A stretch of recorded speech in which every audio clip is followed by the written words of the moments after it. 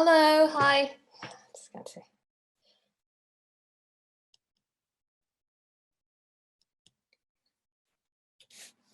Hi everyone, I'm Weerada, the CEO and co-founder of FilmDoo.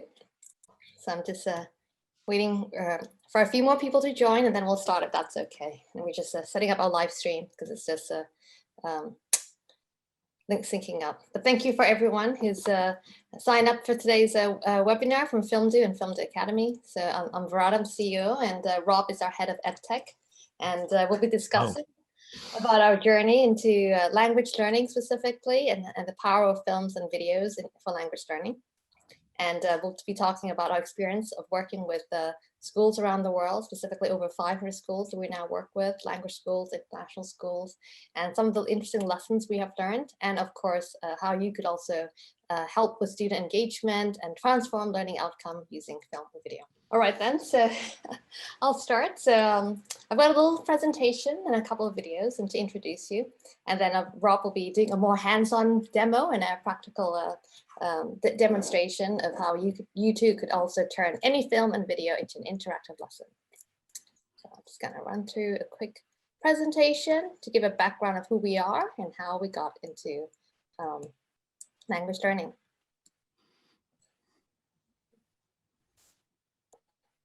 So who is FilmDoo?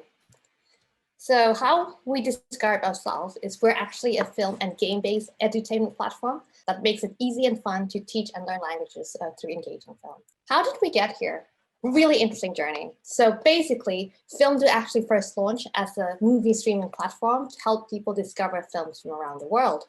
So if you go to filmdoo.com, you'll actually see we have one of the world's biggest international film catalog, including films for French, in Spanish, in English, in Chinese, etc. And how we got into language learning was actually because we saw what our own users were doing on FilmDoo. In 2019, we actually saw that over 80% of our visitors were coming to FilmDoo because they're interested in learning languages. So subsequently, we went on to do a survey of which over 70% of users told us that the #1 reason they're actually watching a film on FilmDoo is they're learning a foreign language. So we recognized that actually films is such a powerful medium, and of course films and video now as well.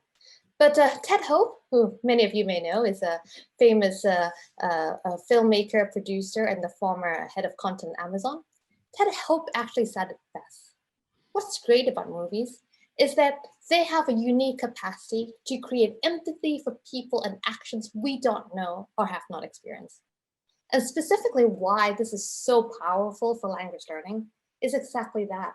It helped the students, the language learner, really have empathy, a connection with the culture, with the language that they're learning, and it helps them to stay on their learning track, right?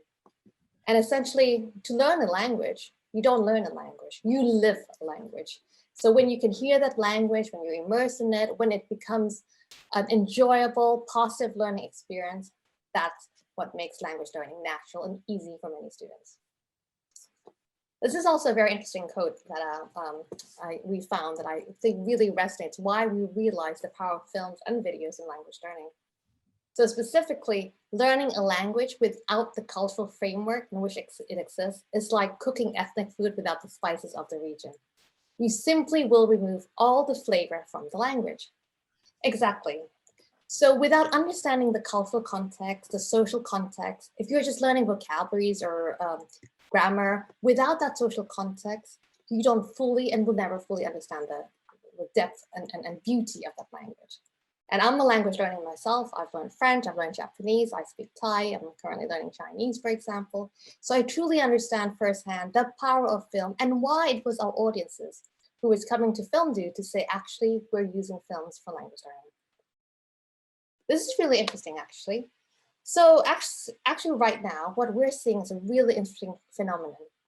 81.6% of people in a survey actually said that they expect the use of film and video to help with language learning. And if in the linguistic field, there's actually a very famous pedagogic look into this. And exactly, it's a Professor Stephen Krashen, who is from the University of South California, about 30 years ago now. He really looked into what helps with language learning, what helps with language acquisition, and specifically long-term language acquisition. So Stephen Question said, actually, it all comes down to this. It all comes down to comprehensible input. We acquire language in one way and only one way. And when we get comprehensible input in a low anxiety environment. And actually coming from this is actually where we came from, because we recognize that films, games, and a positive learning environment is actually what allows students to learn best. It lowers the anxiety level, it's more fun, it's more natural, it allows them to engage more naturally. And actually comprehensible input is where you slowly understand bit by bit a little bit more every day. Just as children learn, that's actually the fastest and best way to learn language. So actually what Stephen did actually was he did a study looking at a group of students who did a very rigorous, intensive study, as if we're studying for our traditional exams. And a second group of students who started a lot from just receiving films and movies and music, comprehensible input, but without being in such an intensive learning environment. And it was found that actually long-term acquisition of languages in the second group was much higher. So where does this come in, and how have we come into this journey? So of course, we realized the power of films in language learning, and we really looked into this space, and we saw that actually there was no one actually using a licensed library of catalog films, powerful films, immense extensive library of films for language learning. So there's obviously a lot of language learning apps out there, or language learning tools, but actually across the board, what we found is that all these language learning tools have a very high dropout rate of 90%. And precisely because it's not very engaging, right? How many flashcard games or vocabulary card games can you do at the same time? But what do people do every day? They learn. They watch TV, they watch YouTube videos, they watch Facebook videos, especially the younger generation. Online content is how they now connect to the world, how they learn, and how they engage. And that is using their medium to help them learn best. I mentioned this briefly, but actually the problem is so much bigger than just language learning itself. Actually, right now, what we're seeing is that traditional teaching methods now really struggle to keep the modern students engaged, especially as overnight schools, universities, language schools have all needed to go online. These traditional teaching methods really struggle to keep the students engaged because they are really finding it hard to connect to textbooks, to written exercises, to a lot of text. But it is actually film and video-based learning that these modern students now connect to. And as I said, the average Gen Z student, for example, now spends at least 4 hours a day watching online content. So it is using the medium that they are most familiar with and natural ease with to help them learn and acquire language in a long-term basis. And that's, I've mentioned this briefly, but actually we do see film and video-based learning as the future of learning. It's natural, it provides social and cultural context, it's engaging, it creates a talking point, and most of all, it can really transform learning outcome, and especially for language learning. So yes, earlier in 2020, we went on to launch FilmDoo Academy, which is our education site, which basically, we now have a tool that can turn any film and video into an interactive lesson in just a few minutes. And Rob, my head of education, will be able to demonstrate that shortly in a few minutes. But specifically, so what does it allow us to do?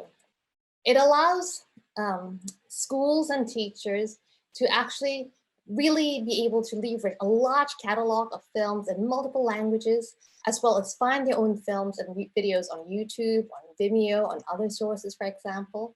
A really easy to use tool where they can create interactive games, interactive lessons that they can be used for classroom mode, online lessons, or for single student for homework and self-study.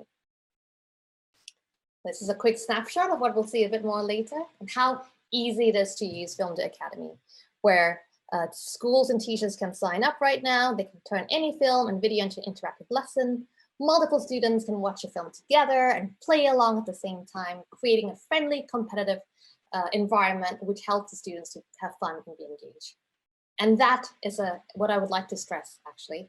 It is that game-based approach, that gamified learning, that having fun, film in a more engaging, entertaining mode, but also learning something at the same time, that really takes a student much further along in their learning outcomes. We're already being used by language schools and teachers around the world, both in the US and in the UK, as well as in Southeast Asia. So teachers tell us that it's really great to have such a versatile and flexible tool that they can use across multiple different modes. And the students love it because it's so much different, and you'll see that for yourself shortly. So some of the lessons that I'd love to share with all of you is we've been working with some of the world's biggest language learning institutions. And as we had the privilege to work with some of these organizations, we've also had the honor to be able to take their feedback and further develop FilmDoo Academy to be a state-of-the-art film and video-based platform. So the Language Flagship Program is a US government-run language teaching program across 30 major US universities. Working with them, we've identified some really interesting things about language learning, and that actually there is a place for blended learning. It's no longer just about off-site learning or online learning, but actually it's coming together. It's the right balance of blended learning and finding a solution and a place that can accommodate both and be as versatile. It's just as important to have asynchronous and asynchronous language learning mode at the same time. Likewise, also initially when we started out, we were more of a game playing classroom activity mode because film is a social film watching experience. Actually, the ability for students to then watch or rewatch that film for homework and self-study is just as important. In fact, what we saw quite a lot is actually the success of what they call flipped classroom, where the students would actually watch a film at home and they would come into class where they might play a shorter game over a shorter segment of a film and video. And that has been very successful as well. Another interesting thing is that obviously teachers would love that the lessons can be transferable, either to other teachers to be shared for their own lessons, or to other students as well. So that was the key learning for us as well. Also for language learning, it's so important to be able to have subtitles or text in the target language. So for example, if you're teaching French, students can make so much more progress if they have French text at the same time. So that's also a great way for the students to be able to already access that kind of learning if they're able to access their foreign language or native language content. Another key learning for us was actually, especially for many schools and higher education, ability to integrate with the school's learning management system was actually quite key. So that's actually now why we further developed that so that we are able to be integrated to it with many learning management systems. And a key learning after working with the Language Flagship Program was, of course, having our own films. We initially was using a lot of FilmDoo's film. But actually, it was the teachers coming to us and saying, you know what, it would be so great if we could also use this on other content that might not necessarily be on FilmDoo, but it would further enhance our students, cooking shows, influences, interviews on YouTube or on Vimeo. And exactly that, we've obviously made the tool now accessible for other content besides FilmDoo as well.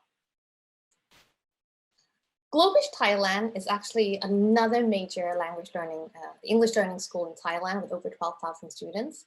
They obviously focus a lot more on younger students. So it was a really great opportunity for us to really look into the lessons on learning.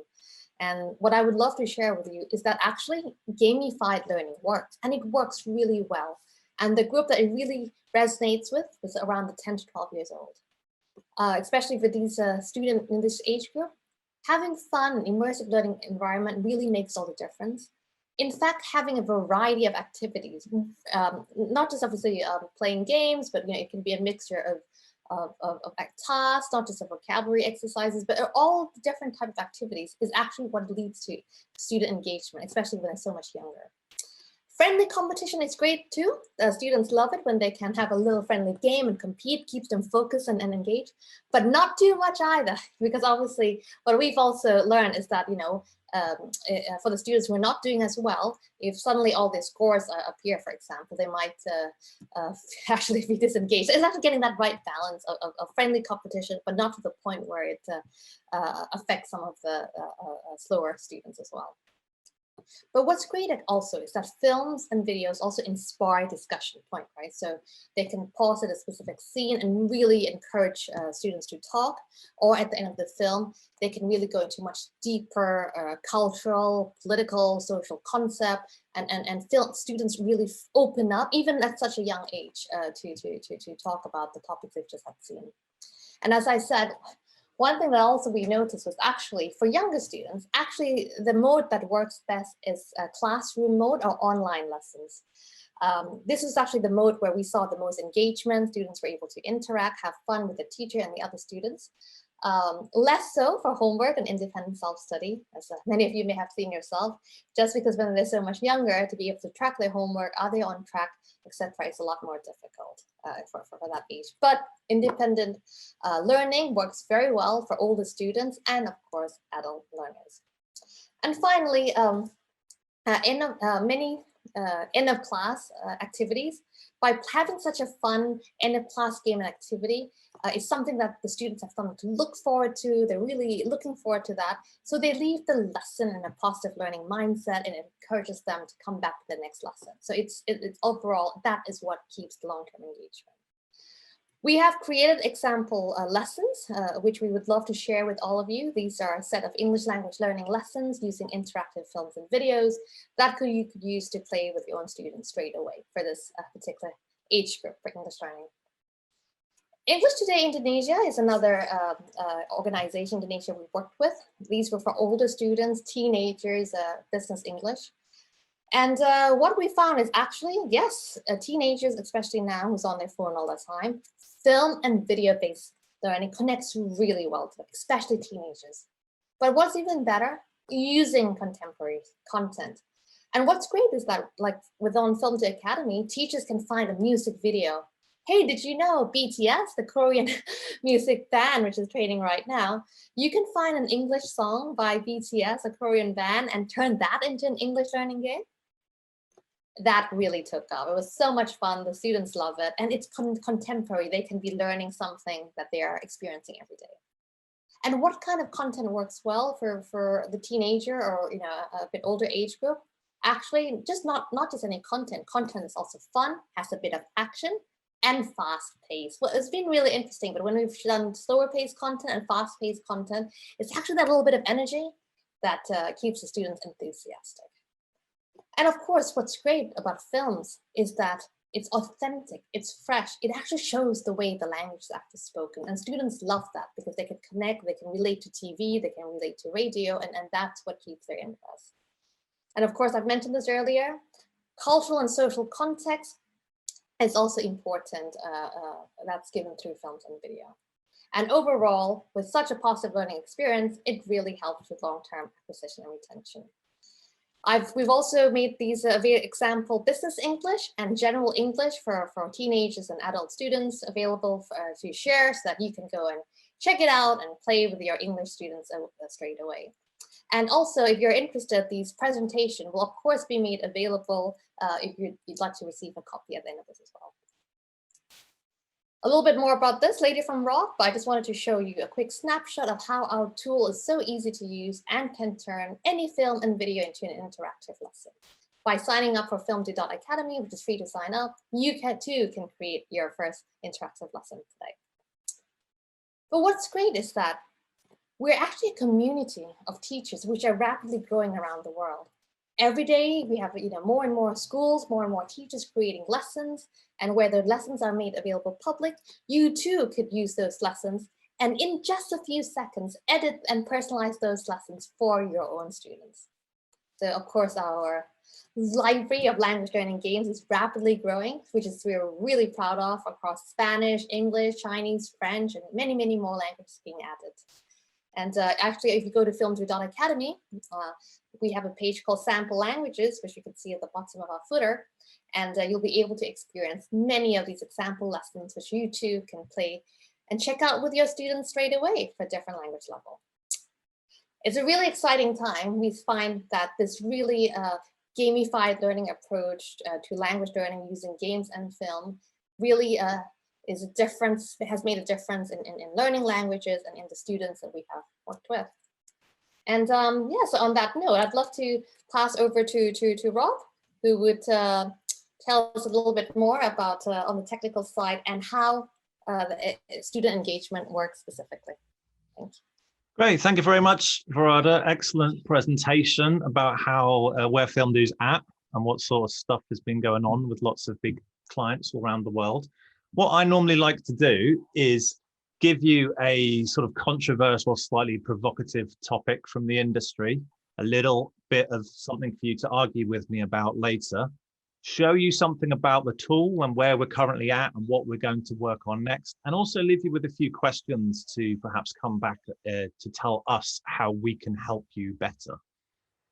So today, the topic I really want to talk about was about knowledge acquisition. It's not something that we've spoken about on one of these webinars before, but it occurred to us recently that this is quite a controversial topic because recently in the UK, they've sort of downgraded the importance of knowledge acquisition in the curriculums. Back in 2014, the K-12 curriculum decided it was less important. USA national curriculum decided some similar things at similar times, and lots of national curriculums around the world have decided that maybe it's not too important if the students even acquire that much knowledge throughout their education for some quite compelling reasons. Number one, there's just too much knowledge. If you're a history teacher, you can't possibly teach all of history. So maybe you're better off teaching your students how to research history during class time. Another example is you've always have Google. You can be having a conversation with someone in Spanish, your Spanish isn't that good, and you can always translate a few words as you're communicating. You can always research something. I always thought it was strange how I had to know the times table in school when I had a calculator on my desk. It just seemed kind of weird. We kind of also, it's quite a strange one, but some people in the UK specifically have argued that deciding what knowledge is on the curriculum is sort of indoctrination, specifically with things like history. I was taught all sorts of things about how great the British were in the Second World War, but very little about all the bad things the British did. And that by choosing those things for the curriculum, it was sort of seen as a bit of indoctrination by just simply deciding what should be on a curriculum. And of course, there's also the fact that what knowledge you need for your job, it changes over time. So why should a school teach knowledge at all? The sort of decision that was made about 5 years ago was that classroom time is for transferable skills, right? We learn debating, we learn critical thinking skills, we might learn research skills. And specifically in language classes, we use the classroom time more and more for speaking and listening and interacting, and less for actually acquiring that knowledge. This means that knowledge has almost been like relegated. And what most students are doing, or what most teachers are doing in schools in various parts of the world, is doing the knowledge acquisition for homework. And this is where I'm going to come back to our tool shortly, because we want to find out how best to help you, to use these videos for homework. So people are using videos largely above other content for various reasons. And one is that it's quite fast to find a good video and check it. It's very easy. The teachers are so overworked. They're all being asked to do more with less time these days. It's very quick to go and find a video on something like YouTube, compared to perhaps finding a chapter of a book and photocopying it and all that sort of stuff. The other thing is that videos kind of often free or quite cheap in a lot of cases. Whereas a lot of schools and universities used to spend thousands of dollars on big pieces of e-learning. And as we know, the knowledge they need changes over time, and just the software changes. And once it feels clunky and old, the students, as we all know, if something just feels 5 years old, they don't want to use it anymore. So being able to create new videos cheaply means that we can get something new and fresh from a video platform, and that's going to be quite engaging for our students, which brings me to the next point. And we've talked about this in a previous webinar, but films are incredibly engaging. Weerada just talked about it too. But even if it's just a talking head video, like you kind of have now, you can see our faces and hear our voices, and it makes it more engaging. We also talked in a previous webinar about how the educational industry and the technology industry have completely different definitions for the word engaging. I'm referring to the traditional education word of engaging, where it is about, is their brain engaged, rather than like, do they click on lots of things, which quite frankly, who cares? And And of course, video uses more than one sense. You're hearing voices, you're seeing moving pictures and stuff. So in a kind of way, it's multi-sensory to start with. So people are relying on videos for homework, and we massively back that up, as Weerada already mentioned. But there's also some issues that people have had. Oh, sorry, just one other point is that people just don't watch them. Sorry. A big problem that teachers have had is they set a student video for homework and they just don't watch them. And when their next class is based on a debate or critical thinking around some knowledge and they just haven't watched the video, that whole next class is completely pointless. Or if they had to learn language words and grammar to use in a conversation in the last class and they didn't watch it, it just doesn't work, right? So what some people have done is they've put in checks to make sure the students definitely watched it. Or there's one specific tool which doesn't let the students skip ahead, so they have to watch the whole video, and everybody hates it, but it at least tells you they watched the whole thing. Of course, the trick is you can just hit play and go into a different room and it still says you've completed it.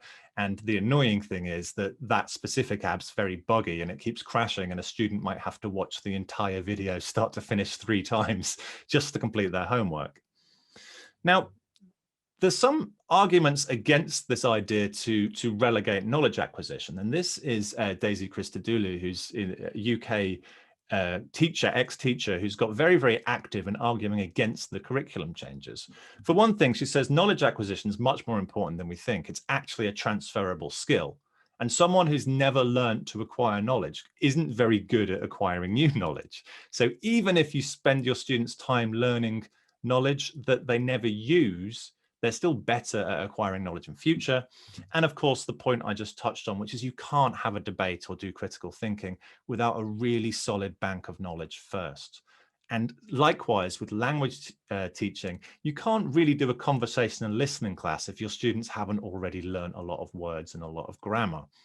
We've all seen people try and have conversations in other languages when they just try and use the 100 words they know. And it might be better for them to actually stop and acquire some new knowledge. It's also causing a bit of a problem in that, like, knowledge could potentially be a level playing field. We thought the internet was great because now people who are poor and people who are rich all have access to the same knowledge. The problem is that we're not teaching it in schools, and students are tired and bored when they get home. And now we're in a situation where it's only the rich students whose parents are paying for decent software and decent resources for knowledge acquisition who are getting anywhere, whereas students whose parents aren't paying for that are just not really learning. So before I show you the software, I want to leave you with a few points about knowledge acquisition. We've all kind of, even if you disagree with someone like Daisy Christodoulou and you think the way the curriculum works is great, you probably think that it's more important than schools currently give it credit for. And yet, we're relegating it to homework, and normally quite boring homework. And also that teachers don't have a lot of time to find a video, right? And also the fact that students are generally not watching that video. So just hold those thoughts in mind, and then I'll get on and show you the FilmDoo Academy. And then I want to leave you with some questions to argue with me about afterwards and give you my email address so that we can chat further about such things. So Weerada already showed you some of the FilmDoo Academy. I'm not going to play a video live because we found it takes quite a lot of time.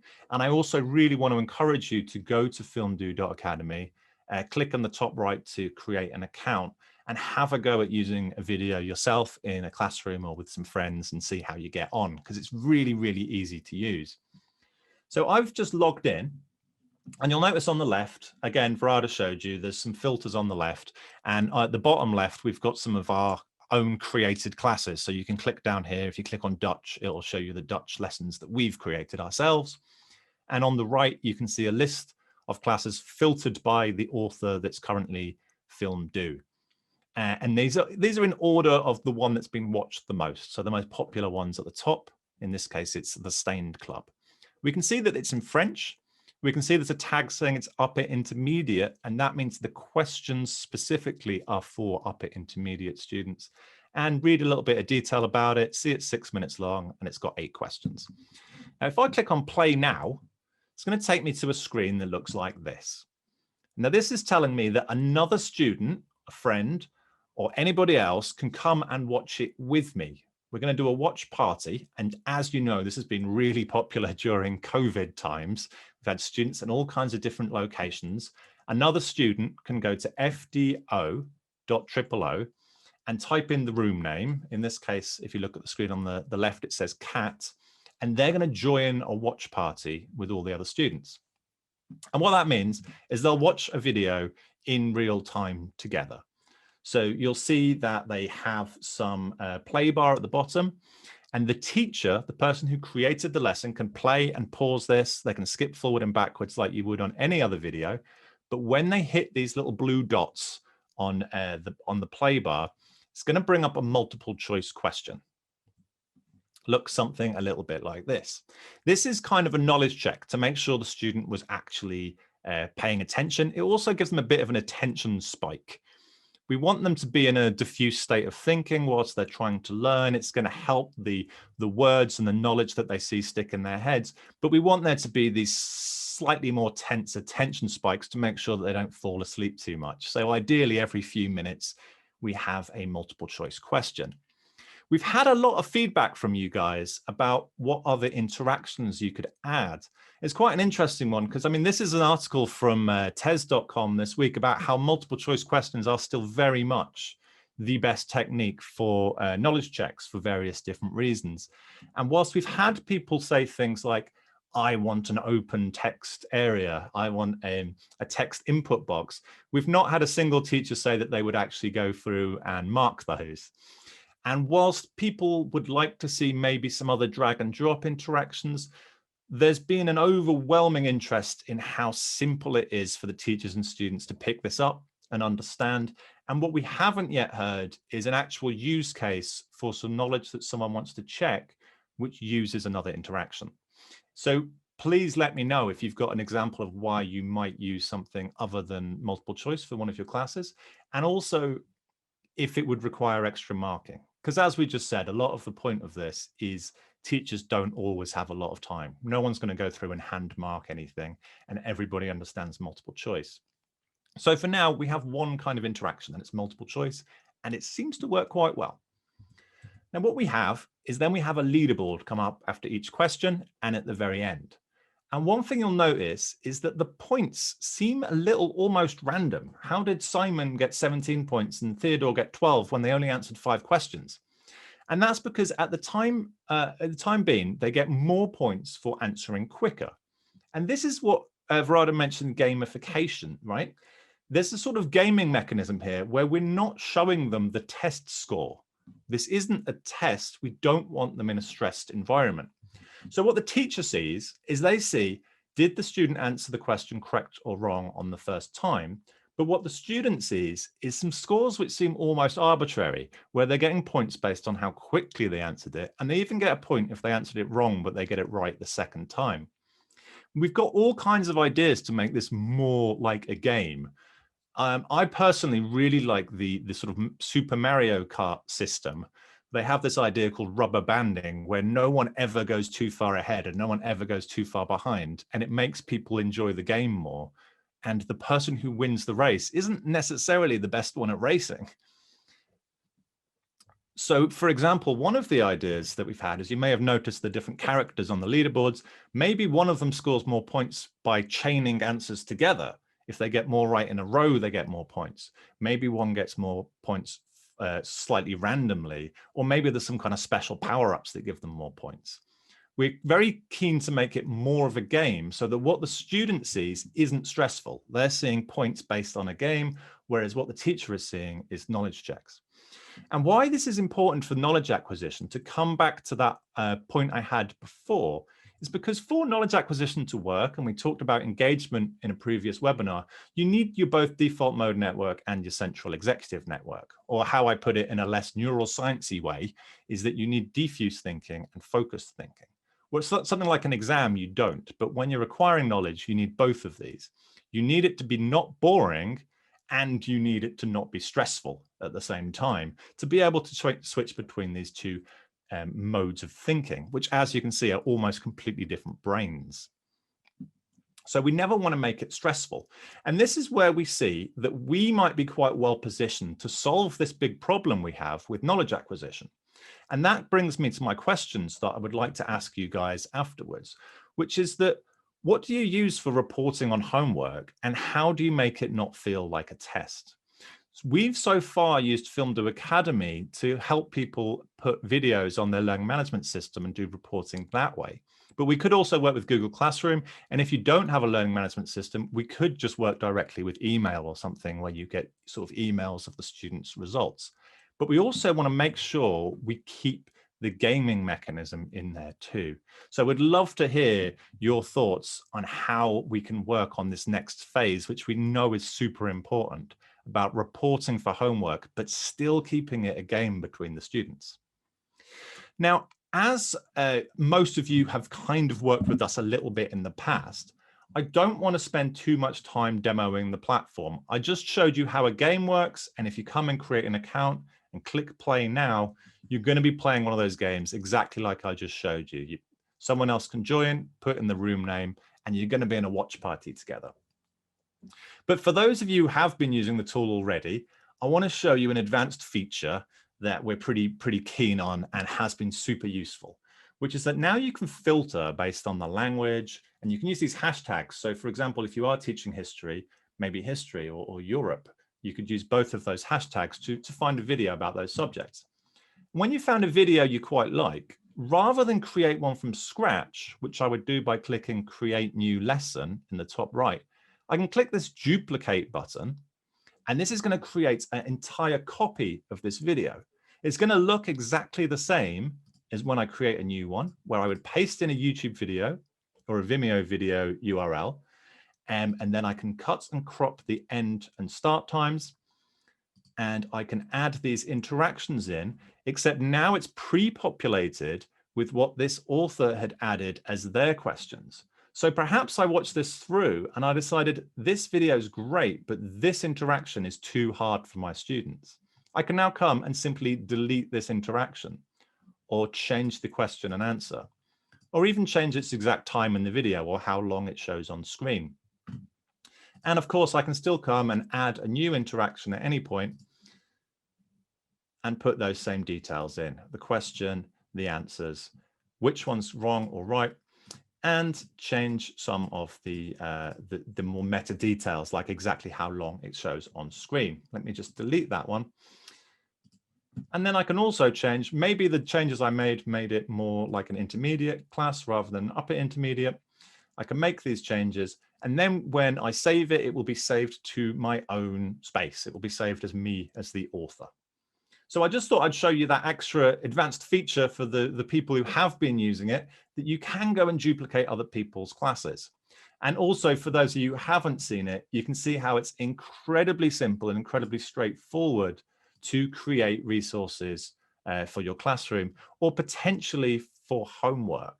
And this is another reason why I think it could fit that gap that we currently have with knowledge acquisition, because the big problem is teachers not having the time to find and create resources, where it's actually incredibly quick to create some resources here or find one someone else has created and make a couple of changes to it.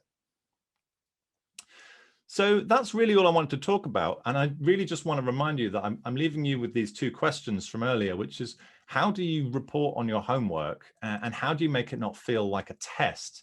And if you would like to argue with me about the points I've made, recommend any features or answer these questions, we can do that now, or you can also email me at rob@filmdoo.academy. Thank you very much, Rob. So we'll just do a quick round of Q&A.